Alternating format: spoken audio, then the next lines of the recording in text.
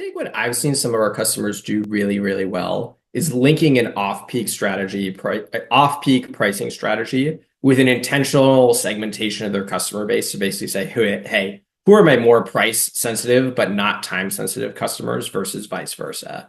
So I think about one of our customers in Texas in particular. They're a private athletic facility, fully automated, open 24/7, no staff on site, that would charge different prices for different times of the day.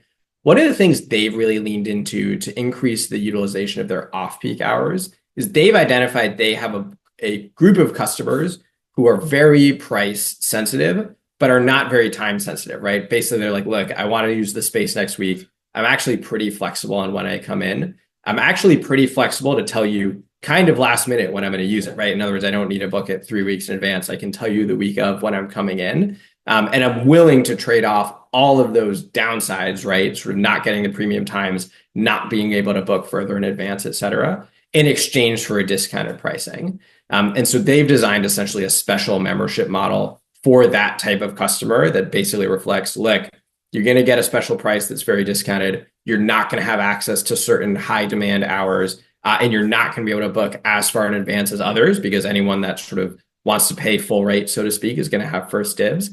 They've had a lot of success with that model. I think it's a really good, clever example of some of the things that you can do to increase the utilization of those off-peak hours and deliver the right pricing strategy to the right customer group.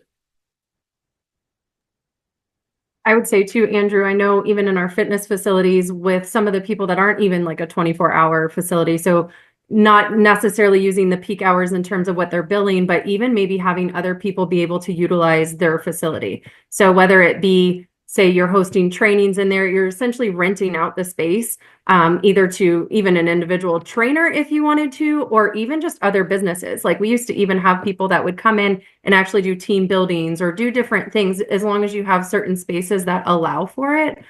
Self-defense classes. I mean, there's all different things. It's just making utilization of the space, whether it be with clients that you currently have or renting out the space even per se, to make use of it. Even chiropractors and physical therapists, even with individual rooms and different things like that as well, can really be a consistent moneymaker. And it also can really amount to a great referral program too.